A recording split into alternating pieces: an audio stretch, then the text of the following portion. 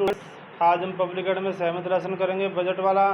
हमारे 3 लघु उत्तरीय क्वेश्चन है। फर्स्ट क्वेश्चन है, बजट शब्द की उत्पत्ति कैसे हुई और इसका अर्थ स्पष्ट करें। जो बजट शब्द है वो फ्रेंच भाषा के शब्द बोजट से निकला है, जिसका अर्थ है चमड़े का थैला। इसे हम वॉलेट भी कहते हैं, जिसमें सरकारी कागज लेकर जाए जाते थे। इंग्लैंड में चांसलर ऑफ एक्सचेंजर कॉमन सदन जैसे हमारे यहाँ लोकसभा राज्यसभा है, इंग्लैंड में कॉमन सदन है, वहाँ पे वो अपने कागजात चमड़े के थैले में लेकर जाते थे और वो चमड़े का थैला खोलकर अपनी वित्त नीतियों को सदन के सामने प्रस्तुत करते थे। तो इस तरह से बजट का अर्थ ये भी हो सकता है कि जिन कागजों में वार्षिक वित्तीय योजना होती थी, यानी जिसमें पूरे साल का बजट होता था। आधुनिक अर्थ में इस शब्द का प्रयोग सबसे पहले 1733 ईस्वी में इंग्लैंड में किया गया। इसके बाद साधारण शब्दों में बजट का अर्थ वित्तीय प्रस्ताव या इसका अर्थ उस दस्तावेज से लिया जाता है जिसमें वार्षिक आय का और व्यय का ब्यौरा होता है, यानी कितनी इनकम होगी, कितना खर्चा होगा, इसका आय व्यय का ब्यौरा होता है। परंतु आजकल बजट का अर्थ वार्षिक आय और व्यय के ब्यौरे से भी बहुत ज़्यादा लिया जाता है। बजट है वो अतीत और वर्तमान की सूचना इकट्ठी करता है, उसके आधार पर भविष्य के लिए वित्तीय योजनाओं का निर्माण करता है। बजट किसी भी कार्यवाही की एक योजना है जो आने वाले वित्तीय वर्ष के लिए मुख्य कार्यपालक कार्यक्रम को स्पष्ट और प्रतिबंधित करती है, यानी कि मुख्य कार्यपालक क्या करना चाहता है उसके प्रोग्राम को हमें बताती है। हमारा नेक्स्ट क्वेश्चन है, भारत में बजट किस प्रकार बनता है उसका वर्णन करना है। बजट का निर्माण तो वैसे वित्तीय वर्ष के शुरू होते ही जुलाई में शुरू हो जाता है, जुलाई या अगस्त में शुरू हो जाता है।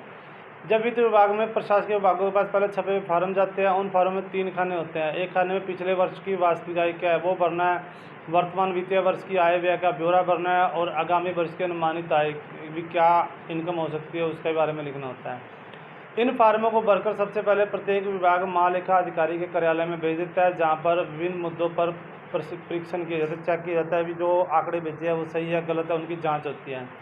फिर नवंबर महीने में प्रत्येक विभाग अपने आय व्यय का ब्यौरा अपने वित्त विभाग को भेज देता है और वित्त मंत्रालय क्या करता है, विभिन्न विभागों द्वारा भेजे गए अनुमानों पर विचार करता है। विभागों के अध्यक्षों के साथ विचार विमर्श करके अनुमानों में कटौती भी कर सकता है, उनमें कम ज़्यादा भी कर सकता है। यदि वित्त मंत्रालय और विभागीय अध्यक्ष में अनुमान संबंधी मतभेद हो जाता है तो इस मामले में को मंत्रिमंडल के आगे रखा जाता है और मंत्रिमंडल का निर्णय आता है वो अंतिम निर्णय माना जाता है। विभिन्न विभागों के अनुमानों को वित्त मंत्रालय इकट्ठा करता है और इन एकत्रित अनुमानों को ही हम बजट कहते हैं। फिर बजट के ऊपर मंत्रिमंडल विचार करता है और मंत्रिमंडल का निर्णय होने के बाद वित्त मंत्री बजट की अंतिम रूपरेखा तैयार करता है। बजट का बनना मंत्रिमंडल की सबसे महत्वपूर्ण काम है। वित्त मंत्री अन्य मंत्रियों से उनके विभागों का आगामी वर्ष के लिए अनुमानित आय व्यय का ब्यौरा प्राप्त कर लेता है और उसके आधार पर वो नए कर को लगाता है, पुराने करों में वृद्धि कर सकता है, कमी कर सकता है, किसी भी कर को ख़त्म करने का भी सुझाव रख सकता है। फिर मंत्रिमंडल की बैठक होती है, उसमें बजट के अंदर जो मेन मुद्दे होते हैं उनके ऊपर विचार होता है। मंत्रिमंडल का निर्णय होने के बाद वित्त मंत्री बजट की अंतिम रूपरेखा तैयार कर देता है। फिफ्थ क्वेश्चन है, संसद में बजट के पास होने की प्रक्रिया। संसद में बजट कैसे पास होता है। बजट के 2 भाग होते हैं, एक होता है इनकम क्या है और एक होता है एक्सपेंडिचर खर्चा क्या है, यानी कि आय तथा व्यय। आय संबंधी भाग में संघ सरकार की संपूर्ण आमदनी का ब्यौरा आता है, उसको कितनी आमदनी होगी। खर्च संबंधी भाग में संघ सरकार द्वारा किए जाने वाले खर्च का पूरा ब्यौरा शामिल होता है। बजट को पास होने के लिए 5 अवस्थाओं में से गुजरता है। बजट की पुनः व्यवस्था करना, बजट का सामान्य वाद विवाद होता है, मांगों पर मतदान होता है, विनियोग बिल अर्थात निवेश बिल पर विचार और उसे पास करना, फिर वित्तीय बिल पर विचार करके उसे पास करना।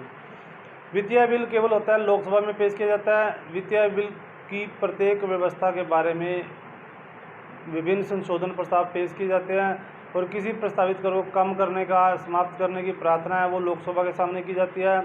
प्रस्तावित कर जो कर प्रस्तावित हैं और जो संशोधित प्रस्तावों पर लोकसभा में वाद विवाद होता है। वित्तीय बिल धन बिल की तरह लोकसभा के पास होकर राज्यसभा के पास जाते हैं, उसके बाद राष्ट्रपति की स्वीकृति के लिए भेज देते हैं।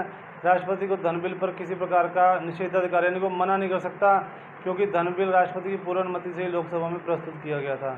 इस प्रकार बजट पास करने का वास्तविक अधिकार लोकसभा के पास ही है। राष्ट्रपति तो सिर्फ अपनी स्टैंप लगाता है, लास्ट में मोहर करता है। आज आपने इन तीनों क्वेश्चनों को करना है। आपको लग रहा होगा कि ये क्वेश्चन किए हुए हैं, पर वो पहले आपने वेरी शॉर्ट किए थे, अभी आपके शॉर्ट क्वेश्चन है। आपने इनको अच्छे से राइट करना और लर्न करना है। Thank you.